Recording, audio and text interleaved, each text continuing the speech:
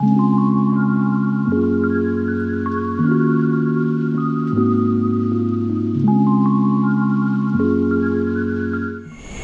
friends, welcome to Pebbles. நான் உங்கள் Gopi Sudha. நம்ம இன்னைக்கு செய்ய போறது புடலங்காய் பாசிப்பருப்பு கூட்டு. இது வந்து ரொம்ப சிம்பிளா செய்யலாம். இது வந்து சாதத்துக்கு கூடயே சாப்பிடலாம். சப்பாத்தி கூடயும் நம்ம சாப்பிடலாம். நான் இன்னைக்கு செய்யறது வந்து என்னன்னா சப்பாத்தி கூட சாப்பிறதுக்காக செய்றேன். இது வந்து என்னன்னா பாசிப்பருப்பு கொஞ்சமா நம்ம குழம்பு மிளகாய் தூள் வந்து ஆட் பண்ணி தான் செய்ய போறோம். கூட்டுக்கு அதாவது என்ன கூட்டுக்கு நார்மலா என்னன்னா தேங்காய், பச்சை மிளகாய், சீரகம். பச்சை மிளகாய் வந்து நம்ம வதக்கி ஆட் பண்ணா ரொம்ப உடம்புக்கு நல்லது. நம்ம டைரக்டா அரைக்காம கொஞ்சம் லைட்டா வதக்கி தான் செய்ய போறோம். வாங்க எப்படி செய்யறதுன்னு பார்க்கலாம். நான் வந்து 75 கிராம்ஸ் அளவுக்கு பாசிப்பருப்பை ஒரு 20 நிமிஷம் சோக் பண்ணி ஒரு விசில் விட்டு எடுத்துக்கிறேன்.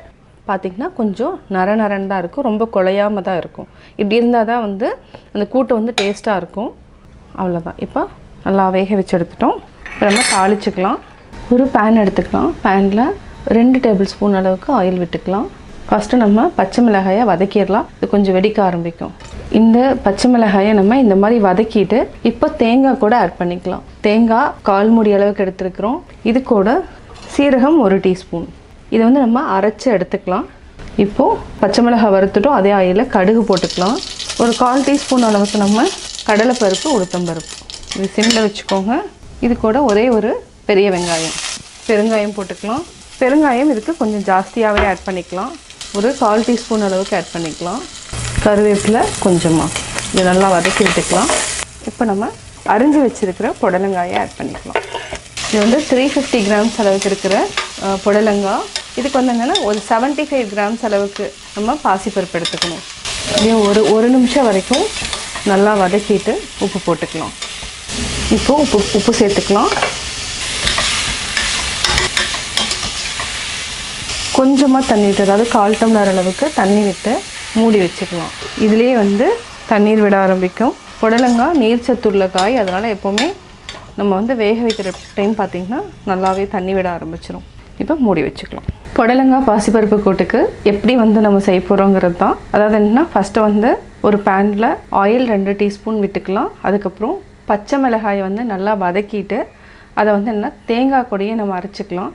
அதாவது தேங்காய், பச்சை மிளகாய், சீரகம் இந்த 3மே எப்போவுமே என்னென்னா கூட்டுக்கு வந்து ஒரு நல்ல காம்பினேஷன் வந்து இந்த 3 பொருள் தான். அதை வந்து தனியாக பேஸ்ட் பண்ணி வச்சுக்கலாம். அது மட்டும் இல்லாமல் பாசிப்பருப்பை வந்து ரொம்ப வேக வைக்கக்கூடாது. ஒரே ஒரு விசில் விட்டு தனியாக எடுத்து வச்சுக்கலாம். இப்போ புடலங்காய் வந்து நல்லா வெந்துட்டுருக்கு. இப்போ வந்து என்னென்னா சப்பாத்திக்கு, சாதத்துக்கு அப்படிங்கிறதுனால நம்ம என்ன பண்ணுறோன்னா குழம்பு மிளகாய்த்தூள் வந்து ஒரு 1/2 டீஸ்பூன் அல்லது உங்களுக்கு காரத்துக்கு தகுந்த மாதிரி 3/4 டீஸ்பூன் நம்ம ஆட் பண்ணிக்கலாம். இப்போ வந்து என்னென்னா புடலங்காய் வந்து அரைவாசி வெந்துடுச்சு. இப்போ நம்ம கொஞ்சமாக மிளகாய்த்தூள் ஆட் பண்ணிக்கலாம். இதே வந்து சப்பாத்திக்கு இல்லை அப்படின்னு சொன்னால் நம்ம வந்து சைட் டிஷ்ஷாக வச்சு சாப்பிடணும் அப்படின்னா மிளகாய்த்தூள் ஆட் பண்ணாதீங்க, அதுவே போதும். அந்த பச்சை மிளகானோட டேஸ்ட்டே போதும். நல்லா வெந்துடுச்சு. பாசிப்பருப்பை சேர்த்துக்கலாம். உப்பு வந்து நம்ம கம்மியாக தான் ஆட் பண்ணியிருக்கிறோம். இன்னும் கொஞ்சமாக உப்பு ஆட் பண்ணிக்கலாம். பாசிப்பருப்பு ஆல்ரெடி வெந்ததுனால நம்ம ரொம்ப நேரம் வேகணுங்கிற அவசியம் இல்லை. அரைச்சி வச்சுருக்கிற தேங்காய் பேஸ்ட் ஆட் பண்ணிக்கலாம். கொஞ்சம் தண்ணி ஊற்றிக்கலாம். இது நல்லா மிக்ஸ் பண்ணி விடுங்க. ஒரு 3 நிமிஷம் வரைக்கும் கொதிச்சாலே போதும். அதுக்கப்புறம் ஆஃப் பண்ணிக்கலாம். இப்போ மூடி வச்சுக்கலாம். 2 நிமிஷம் ஆயிடுச்சு. நல்லா கொதிச்சிருச்சு. இப்போ நம்ம ஆஃப் பண்ணிக்கலாம். புடலங்காயும் நல்லா வெந்துருச்சு. கூட்டு ரெடி. சுவையான புடலங்காய் பாசிப்பருப்பு கூட்டு ரெடி. புடலங்காய் பாசிப்பருப்பு கூட்டு எப்படி செஞ்சேங்கிறத பார்த்தீங்க. நீங்களும் வீட்டில் ட்ரை பண்ணி பாருங்கள். பார்த்துட்டு உங்களுடைய கமெண்ட்ஸ் எனக்கு சொல்லுங்கள். லைக் பண்ணுங்கள், ஷேர் பண்ணுங்கள், மறக்காமல் சப்ஸ்கிரைப் பண்ணுங்கள்.